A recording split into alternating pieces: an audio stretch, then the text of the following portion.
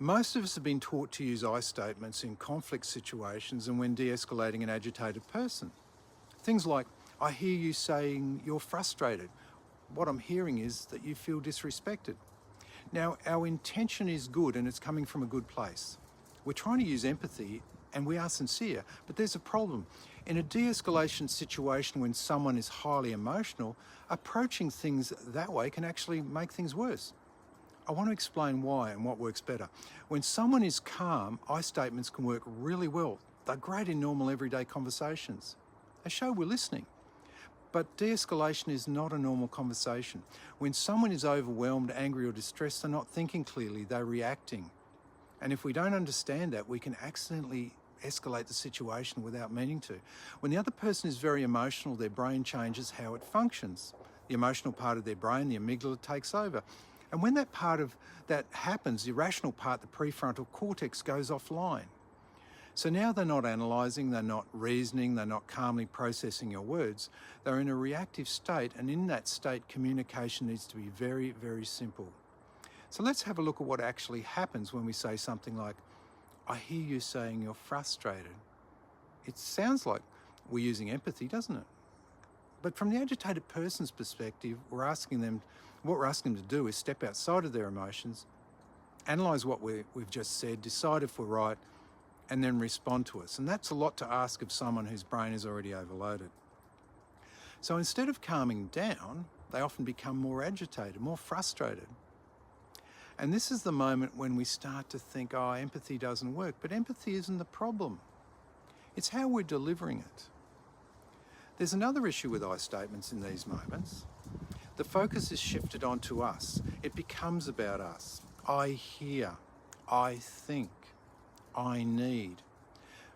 But in a highly emotional situation, the other person doesn't care about us. They care about how they feel.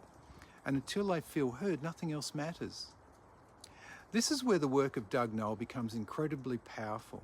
He teaches that in these moments we need to match our communication to the person's emotional state. And instead of using I statements, we use something much simpler. It's called affect labeling. And all that means is that we name what the other person is feeling. So instead of saying, I hear you saying you're frustrated, we simply say, you're frustrated. Instead of, I think this has upset you, we say, this has really upset you, or this has upset you. Or, you're angry. You're worried this is going to go badly. You're feeling ignored. That's it. No I, no explanation, no analysis. And here's why this works so well. We're not asking them to think, we're not asking them to process, we're not asking them to evaluate us. It simply shows them we're trying to understand them. And when people feel understood, something changes. Their emotional intensity starts to drop because they no longer have to fight to be heard. Now let's compare the two approaches in a real situation. When the other person says, this is ridiculous, no one listens to me, we could say, I hear you saying you feel ignored. Or alternatively, we could say, you're feeling ignored. The second one is straight to the point and the other person doesn't have to think. It's cleaner. It's easier for them to accept. And it keeps the focus exactly where it needs to be, and that's on them. Now, it's important to understand that I statements are not bad and that they absolutely have their place. But it's in calm, rational conversations, and they're a great tool. When someone is agitated and emotional, things are different.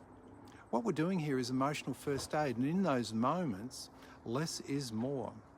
A mistake is that people can describe the situation instead of the emotion. For example, I can see the system isn't working for you. Well, that's logical to say that, but it's not emotional. Compare that to you're frustrated because this isn't working. See the subtle difference? We're not looking at the situation, we're looking at their emotion.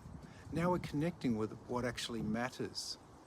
So if there's one thing to remember in all this, it's that in high conflict situations, let's not make it about us. Drop the I statements and focus on naming what the other person is feeling. Because when people feel heard, they calm down. And when they calm down, that's when you can actually start to help them. If you're in a role where you deal with emotional or difficult situations, especially over the phone or face-to-face, this is a simple shift that can make a massive difference.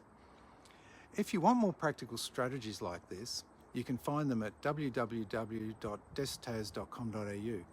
Most situations can be de-escalated, but only if we understand what is happening in the moment.